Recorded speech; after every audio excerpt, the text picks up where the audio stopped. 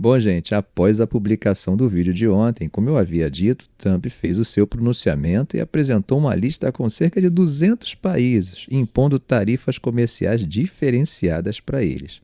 Alguns países receberam tarifas fixadas em 10%, como Egito, Emirados Árabes Unidos, Brasil e Etiópia. Essa uniformidade acaba sugerindo, no mínimo, ou uma falta de critério bem definido ou uma simplificação exagerada dos cálculos. Quando você olha para toda a lista, a situação fica mais confusa. Tem países como Camboja pagando 49% e Argélia com 59%. E aí, qual é o critério? Por que essa diferença é tão grande? Isso é algo que muitos analistas têm questionado. Agora, sobre o Brasil, o cenário é um pouco diferente.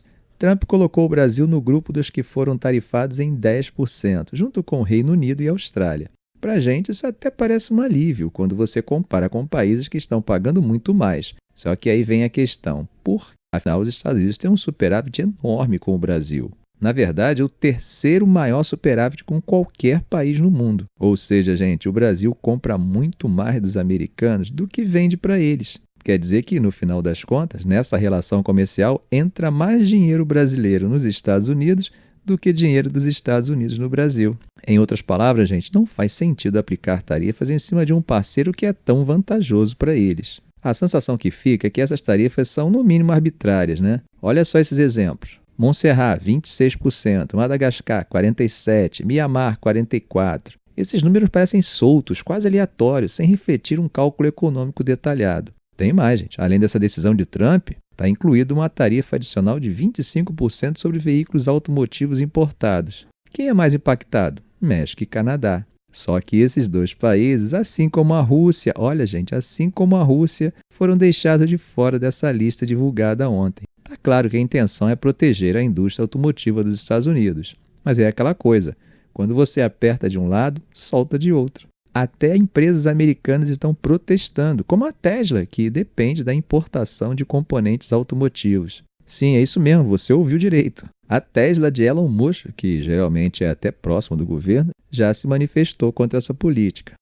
Agora, como que isso afeta o Brasil e os outros países? Depende de como cada um vai negociar essas tarifas e se conseguirão exceções ou reduções. E, claro, da reação dos mercados. Mas o Brasil já se pronunciou oficialmente por meio do Itamaraty. Olha só como ficou o comunicado. O governo brasileiro lamenta a decisão tomada pelo governo norte-americano no dia de hoje, 2 de abril, de impor tarifas adicionais no valor de 10% a todas as exportações brasileiras para aquele país.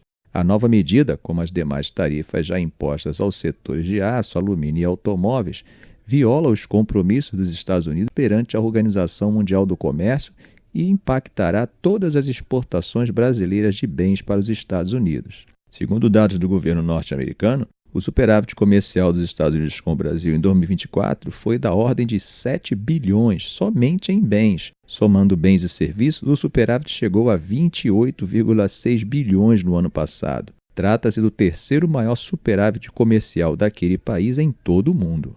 Uma vez que os Estados Unidos resistam recorrentes e expressivos superávites comerciais em bens e serviços com o Brasil ao longo dos últimos 15 anos, totalizando 410 bilhões, a imposição unilateral de tarifa linear adicional de 10% ao Brasil, com a alegação da necessidade de se restabelecer o equilíbrio e a reciprocidade comercial, não reflete a realidade. Em defesa dos trabalhadores e das empresas brasileiras, à luz do impacto efetivo das medidas sobre as exportações brasileiras e em linha com seu tradicional apoio ao sistema multilateral de comércio, o governo do Brasil buscará, em consulta com o setor privado, defender os interesses dos produtores nacionais junto ao governo dos Estados Unidos. Ao mesmo tempo em que se mantém aberto ao aprofundamento do diálogo estabelecido ao longo das últimas semanas com o governo norte-americano para reverter as medidas anunciadas e contrarrestar seus efeitos nocivos o quanto antes, o governo brasileiro avalia todas as possibilidades de ação para assegurar a reciprocidade no comércio bilateral, inclusive recurso à Organização Mundial do Comércio em defesa dos legítimos interesses nacionais.